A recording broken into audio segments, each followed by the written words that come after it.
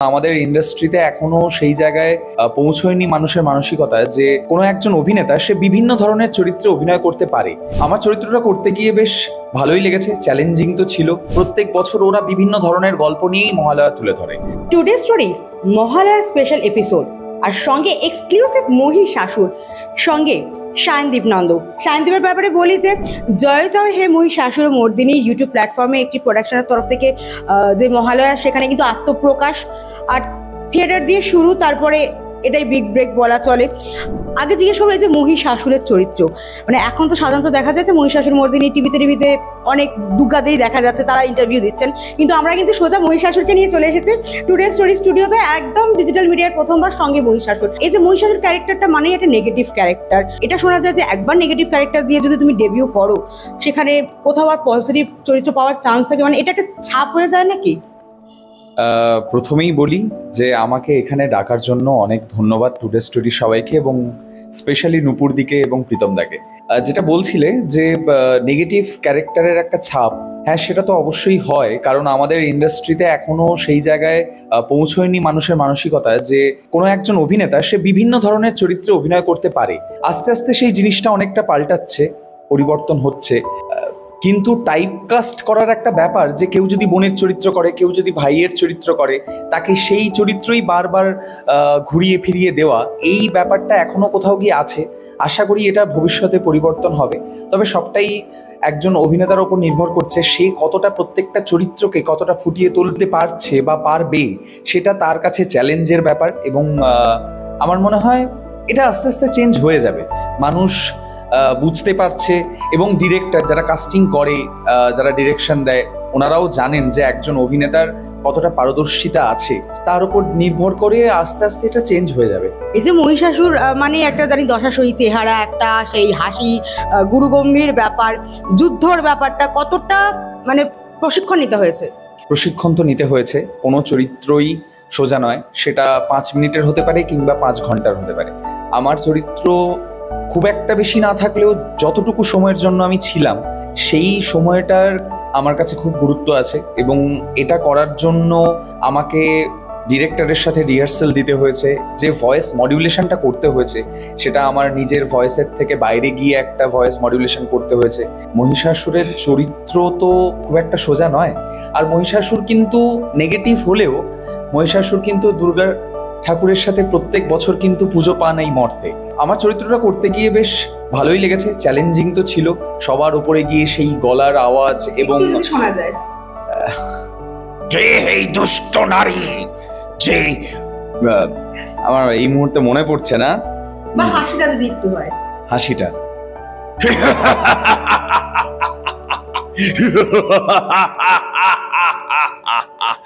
আমি আমি মহিষাসুর, এরকমই তো গলার উপর অনেকটা প্রেশার পড়ে। ডিরেক্টর আমাকে সেই যা বলেছে, আলটিমেটলি ডিরেক্টর যা বলে সেই কথা শুনে চলতে হয় অভিনেতাদের। তো নিজস্বতা কিছুটা ছিল, কিন্তু ডিরেক্টর যেটা বলেছে সেই মতো করার চেষ্টা করেছি, নিজের সবটা দিয়ে করার চেষ্টা করেছি। বাকিরা তো দর্শক বলবে কেমন লেগেছে, অলরেডি তো রিলিজ হয়ে গেছে, তোমরা দেখেছো হয়তো, কেমন লেগেছে তোমরাও জানিও। একদমই তাই। আর দর্শকরা যারা দেখেছে একদম কমেন্ট করে জানাবেন ভিডিও নিচে কেমন লেগেছে। আর এই যে বলে যে একটা আমরা জানি যে থিয়েটার মানে অভিনয়ের ভিত, তো কোথাও সেটা গিয়ে মানে কাজ করেছে ম্যাজিকের মতো এই অভিনয়ের ক্ষেত্রে? হ্যাঁ, কিছুটা হলেও তো এই জায়গায় কাজ করেছে, আমাকে অনেকটা সাহায্য দিয়েছে। কিন্তু যেহেতু এই চরিত্রে নিজেকে খেলার বা ভাগার তেমন কিছু ছিল না, খুবই অল্প সময়ের জন্য, বেশিরভাগ এরা টেলি দুর্গায় যারা এই বছরের মহিষাসুর মর্দিনী করেছে, তারা বেশিরভাগটাই তাদের গল্প, প্রত্যেক বছর ওরা বিভিন্ন ধরনের গল্প নিয়েই মহালয়া তুলে ধরে। সেই জন্য এবছরে তাদের মূল লক্ষ্য ছিল দুর্গা, দেবী দুর্গা। তাই দেবী দুর্গার ওপর ফোকাস করে তারা এই পুরো গল্পটা সাজিয়েছে। কিন্তু আমি যেটা করেছি, সেখানে থিয়েটারের তো ভূমিকা অবশ্যই আছে, কারণ থিয়েটার আমাকে তৈরি করতে, আমাকে ভাঙতে, আমাকে সায়নদীপ থেকে বার করে মহিষাসুর হতে অনেকটাই সাহায্য করেছে। আর থিয়েটারের তো আমার নিজের জীবনে অনেক ভূমিকা আছে, কারণ থিয়েটার শুধুমাত্র অভিনয় শেখায় না। যখন প্রথম থিয়েটার করতে শুরু করি কলকাতায় এসে 2016 থেকে, তখন বুঝেছিলাম, প্রথমে মনে হতো যে থিয়েটার শুধুমাত্র অভিনেতা তৈরি করে, শুধুমাত্র অভিনয় শেখায়, কিন্তু পরে যত দিন গেছে, যত থিয়েটারের সাথে আরো নিজেকে নিজেকে নিজের ভেতরে থিয়েটারকে আমি নিয়ে গেছি, তত বুঝেছি যে থিয়েটার একটা যাপন, থিয়েটার একটা মানুষ হতে সাহায্য করে, থিয়েটার একটা অন্য দৃষ্টিভঙ্গি তৈরি করে নিজের জীবনে। তো সেই জায়গায় দাঁড়িয়ে থিয়েটার আমার জীবনের ওপর অনেকটা প্রভাব ফেলেছে এবং এই চরিত্র করতে গিয়েও অনেকটা প্রভাব ফেলেছে। একদমই তাই, যে বর্ষিয়ান অভিনেতা অভিনেত্রীরা যারা রয়েছেন তারা কিন্তু এটাই বলেন যে থিয়েটারটা মানে হচ্ছে এবিসিডি অভিনয়ের। আবার অনেকের মনে এই প্রশ্নটা হচ্ছে, অভিনয় কি শিখতে হয়? এখন তো রিলস আর মিলিয়ন মিলিয়ন ফলোয়ার থাকলেই কাজ পাওয়া যায়। এই বিষয়ে খুব একটা যে বলার ধৃষ্টতা আমার আছে তেমনটা নয়, এখনো নিজে তো সেই জায়গায় পৌঁছইনি। কিন্তু এটা বলতে পারি, কোনো কিছু, যে কোনো কিছু, সেটা অভিনয় হতে পারে, সেটা রিলস হতে পারে, কিংবা রিয়েল লাইফ হতে পারে, যে কোনো কিছু করার জন্য শিখতে হবে। সেটা কেউ যদি অভিনয় করতে চায় তাহলে অভিনয়টা তাকে শিখতে হবে। এবার যারা এই রিলস বা ইনফ্লুয়েন্সার, প্রত্যেককে সম্মান জানিয়ে আমি বলছি, তারা আজকে যে কাজ পাচ্ছে, আমার মনে হয় যারা কাজ দিচ্ছে তারা মনে হয় কোথাও গিয়ে তাদের মধ্যে ওই ব্যাপারটা দেখেছে বলেই তাদেরকে কাজ দিচ্ছে। এবার এটা পরবর্তীকালে তো সবটা দর্শকের হাতে, তারা কতটা অ্যাকসেপ্ট করবে তাদের অভিনয়কে সেটা সম্পূর্ণটাই দর্শকের উপর ডিপেন্ড করছে। কিন্তু আমার মনে হয় যে যেটায় পারদর্শী, কেউ যদি ভালো রান্না করতে পারে তাহলে সেই রান্নাটাই যদি মন দিয়ে করে, ভালোবাসা দিয়ে করে, তাহলে সেটাই সে এগোবেই এগোবে। তো আমার মনে হয় তেমনভাবেই কেউ যদি অভিনয় করে, সে যদি অভিনয়টা নিয়ে ভালো করে সেটার মধ্যে ভালোবাসার মানে ইনগ্রিডিয়েন্টসগুলো দিয়ে দেয় অভিনয়ের, তাহলে সেই অভিনয়টা নিয়ে আরো বেশি এগোতে পারবে। তাই যার যেটা পারদর্শিতা আছে সেই যদি সেটা নিয়েই এগোয় তাহলে ভালো হয়। সবাই সবটা যদি করে ফেলে না, তাহলে কোথাও গিয়ে জগা খিচুড়ি হয়ে যায়। তুমি মহিষাসুর উল্টো দিকে যিনি মা দুর্গা হয়েছেন, আর শ্বেতা ভট্টাচার্য, যাকে একের পর এক মেগাতে আমরা নায়িকার ভূমিকায় দেখেছি, তো কো অ্যাক্টর হিসাবে কেমন, মানে সেই যে মেগার নায়িকা ওই ব্যাপারটা কাজ করে না, একদম মানে কোঅপারেটিভ? প্রথমে যখন ফ্লোরে ঢুকি তখন তো ওই ব্যাপারটা একটু মনে হচ্ছিল, কিন্তু ওই যে তুমি বললে যে থিয়েটার এই সমস্ত আড়ষ্টতা ভাঙতে সাহায্য করে। আমার কাছেও, আমি যখন ফ্লোরে ঢুকি আমি মহিষাসুর হয়েই ঢুকেছিলাম, আমি ওখানে সায়নদীপ নন্দ ছিলাম না, আমি মহিষাসুর হয়ে ঢুকেছি, চরিত্রের মধ্যে থেকেছি। কিন্তু অবশ্যই শ্বেতাদির সাথে কাজ করতে গিয়ে আমার বেশ ভালো লেগেছে। এক মুহূর্তের জন্য মনে হয়নি যে একজন স্টার কাস্টের সাথে আমি অভিনয় করছি। সেই কমফোর্ট জোনটা আমাকে তৈরি করে দিয়েছিল এবং আমার কাজ করতে বেশ সুবিধে হয়েছে। এবং উনি নিজেও খুব ভালো অভিনেত্রী, বেশ ভালো লেগেছে, খুব মজা করে। এবং যাদের সাথে কাজ করেছি টেলি দুর্গার প্রত্যেকে এতটাই সাবলীল এবং এতটাই ফ্র্যাঙ্ক, বন্ধুর মতো সবাই একসাথে মিলেমিশে খুব বেশ ভালো লেগেছে কাজ করতে। আর আগের বছর রামচন্দ্রের গলা তুমি দিয়েছিলে, এবারে একদম ফ্রন্টে এলে। আগের বছর রামচন্দ্রের ভয়েস ওভার দেওয়ার পরেই এই অফারটা আমার কাছে আসে। এই অফারটা দেয় ডিরেক্টর নিজেই।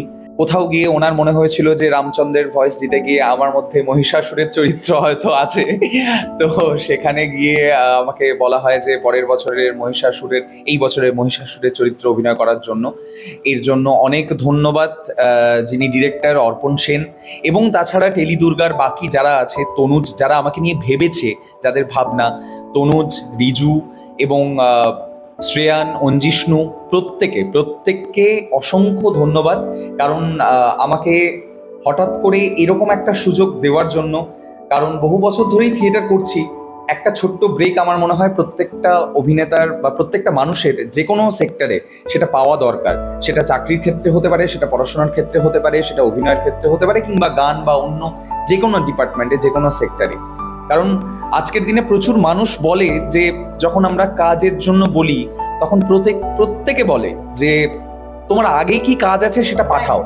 কিন্তু কেউ যদি কাজ না দেয়, শুরুটা তো কোথাও থেকে কাউকে করতে হয়। সেই কাজটা যে আমাকে করার সুযোগ দিয়েছে, আমার উপর ভরসা রেখেছে, এর জন্য টেলি দুর্গার প্রত্যেককে অনেক অনেক অনেক ধন্যবাদ। আমি সত্যি কৃতজ্ঞ থাকবো। আর দর্শকদের অবশ্যই বলবো, টেলি দুর্গা ইতিমধ্যে রিলিজ করে গেছে জয় জয় হে মহিষাসুর মর্দিনী। আপনারা প্রত্যেকে দেখুন, আশা করি ভালো লাগবে আপনাদের প্রত্যেকের। টেলি দুর্গা ইউটিউব চ্যানেলে জয় জয় হে মহিষাসুর মর্দিনী রিলিজ করে গেছে, দেখুন। এই যে ভয়েস অ্যাক্টিং আর ক্যামেরার সামনে অ্যাক্টিং, এই দুটোর মধ্যে মানে কোথায় ফারাকটা, বা কোনটা বেশি কষ্টকর?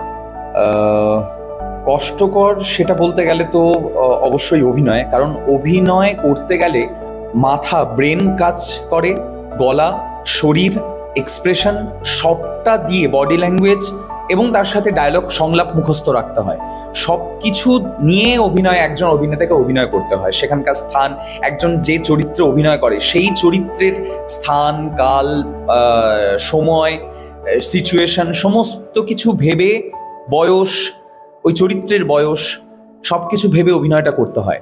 ভয়েস মডুলেশনে কোথাও গিয়ে এইটা একটু কম, কারণ তাকে তো পুরো শরীরটা দিয়ে অভিনয় করতে হচ্ছে না, গলা, কোথাও গিয়ে ভয়েস মডুলেশনেও শরীর দিয়ে অভিনয় করতে হয়। দুটোই আমার মনে হয় দুটো জায়গাতেই একজন অভিনেতাকে অনেকটা শ্রম দিতে হয়। কিন্তু আমার নিজের ক্ষেত্রে আমার মনে হয়েছে যে অভিনয় করতে গেলে ভয়েস অ্যাক্টিংও তো একটা অভিনয়ের পার্ট, কিন্তু সম্পূর্ণভাবে অভিনয় যেটা আমরা করি সেই শরীর দিয়ে, মন দিয়ে, মাথা দিয়ে, গলা দিয়ে, বডি ল্যাঙ্গুয়েজ, এক্সপ্রেশন সবটা দিয়ে যখন অভিনয় করি সেটা একটু বেশি কঠিন। এটাই হচ্ছে বিষয়। এখন টিভি চ্যানেলের পাশাপাশি ডিজিটাল প্ল্যাটফর্মগুলোতেও এখন মহিষাসুর মর্দিনী দেখা যাচ্ছে। আর একটা সময় আমাদের ছোটবেলায় যখন বেতার মানে অপেক্ষা করতাম যে কখন ওই বীরেন্দ্র কৃষ্ণ ভদ্রের সেই কণ্ঠটা শুনবো, তো এখনকার প্রজন্মের কাছে সেটা কতটা প্রাসঙ্গিকতা এখনো আছে? এখনকার প্রজন্মের কাছে এই প্রাসঙ্গিকতা আস্তে আস্তে কমতে শুরু করেছে। তার অনেকটা কারণ আমার মনে হয় এই সোশ্যাল মিডিয়া। কারণ এখনকার দিনে বেশিরভাগ ছেলেমেয়েরা তাদের বাড়িতে টিভি নেই, এবং টিভির থেকেও বড় কথা রেডিও তো নেই। বহু বছর ধরে রেডিও আমার বাড়িতেই হয়তো নেই, মানে আমার বাড়িতে কোথায় আছে আমি নিজেও জানি না। কিন্তু টিভির যে প্রাসঙ্গিকতা বা বেতারের যে প্রাসঙ্গিকতা রেডিওর, এটা আমার মনে হয় আস্তে আস্তে হারিয়ে যাচ্ছে। আর হারিয়ে যাচ্ছে বলেই মহালয়ার যে নস্টালজিয়া, মহালয়ার যে প্রতি একটা ভালোবাসা, বীরেন্দ্র কৃষ্ণ ভদ্রের সেই কণ্ঠস্বরে যে মহালয়া, যেটা আমাদের ছোটবেলায় না শুনলে যেন মহালয়াটা কোথাও গিয়ে অসম্পূর্ণ থেকে যায়। আজও আমরা যতই টিভিতে মহালয়া দেখি না কেন, আমাদের তো ভিজুয়ালাইজ করতে ভালো লাগে। আমাদের প্রথমে ওই বীরেন্দ্র কৃষ্ণ ভদ্রের গলায় মহালয়া শোনার পরে তারপরে আমরা যখন টিভিতে দেখতাম মহালয়া, তখন কোথাও গিয়ে কানেক্ট করতে পারতাম, চোখের সামনে যেন ভেসে উঠতো। সেটা আজকে গিয়ে নেই। মানুষ এই মোবাইলে, ইউটিউবে এইভাবেই দেখে। কিন্তু কোথাও গিয়ে অভিভাবকদের এখানে অনেক বড় ভূমিকা আছে। যারা আজকের জেনারেশন বা পরের জেনারেশন যারা আসবে, তাদের প্রত্যেককে ওই কোনোভাবে, ইউটিউবেও তো এখন এই বীরেন্দ্র কৃষ্ণ ভদ্রের মহালয়াটা অ্যাভেলেবেল, কোথাও গিয়ে তাদেরকে ওইটা শোনানো, জানানো। ইতিহাস যদি অভিভাবক না জানায়, আমরা যদি আমাদের পরের প্রজন্মের কাছে না পৌঁছে দিই, তাহলে ইতিহাস তো আর ইতিহাস থাকবে না। তাই প্রাসঙ্গিকতা তো আছেই। এই যে মহালয়ার আগে বড় বড় পুজোগুলোর কিন্তু উদ্বোধন হয়ে যাচ্ছে, আর মানুষও কিন্তু বেরিয়ে পড়বে। মানে পিতৃপক্ষে কিন্তু পুজো শুরু হয়ে যাচ্ছে, আর দেবী পক্ষের জন্য কিন্তু আমরা অপেক্ষা করছি না। এই যে একটা রিচুয়ালসের ব্যাপার থাকে, এইটাকে কি চোখে দেখছো? একদম ব্যক্তিগতভাবে আমার এই জিনিসটা একেবারেই পছন্দ নয়। তার কারণ আমরা যখন ছোট ছিলাম তখন আমাদের কাছে পুজো মানে ওই পুজোর কয়েকটা দিনই ছিল। যখন পুজো উদ্বোধন হতো, পঞ্চমী কিংবা চতুর্থী কিংবা তৃতীয়া, ওই কয়েকটা দিন কিন্তু আমরা পুজোর আনন্দে ডুব দিতাম। এবার ওই পুজো আসছে আসছে এই জিনিসটাই তো ভালো লাগে। বহুদিন আগে থেকে যদি হঠাৎ করে পুজো শুরু হয়ে যায়, তাহলে এই পুজোর যে রেশটা সেটা আর থাকে না, পুজোর যে আনন্দটা কোথাও গিয়ে থাকে না। আর এখন সত্যি কথা বলতে গেলে এত পুজো হচ্ছে, বিশ্বকর্মা পুজো এত, দুর্গা গণেশ পুজো এত, সমস্ত পুজো এত বেড়ে গেছে, আর থিমের লড়াই বেড়ে গেছে। সেখানে গিয়ে দুর্গা পুজো, আমি আজকে কলকাতায় গিয়ে মনেই হচ্ছে না যে দুর্গা পুজো আসছে। সাবেকিয়ানা হারিয়ে যাচ্ছে আস্তে আস্তে। কিন্তু যেহেতু আমি মফস্বলের ছেলে, আমরা যখন মফস্বলে যাই, আমাদের বাড়ি যাই, আমাদের মফস্বলে কিন্তু এই পুজোর গন্ধটা পাই। এখানে আমি সত্যি কথা বলতে, এখানে আমি আস্তে আস্তে এই জিনিসটা হারিয়ে গেছে বলেই পাচ্ছি না। উত্তর কলকাতায় কোথাও গিয়ে পাওয়া যায়, দক্ষিণ কলকাতায় এটা পাই না খুব একটা। এবার পুজোয় কোথায় আছো, কাথি না কলকাতা? এবার পুজোয় ষষ্ঠী পর্যন্ত কলকাতায়, তারপরে সপ্তমী তো অবশ্যই বাড়ি। কারণ আমার বাবার মামার বাড়ি, আমার দাদুর বাড়িতে দুর্গাপুজো হয়, এবং আমার ছোটবেলা থেকেই যেখানে যাই করি না কেন, যেখানেই থাকি না কেন, পুজোর কয়েকটা দিন দাদুর বাড়িতে সবাই মিলে, পরিবারের সবাই মিলে হই হুল্লোড় করে। বাড়ির পুজোর একটা মজা আলাদা।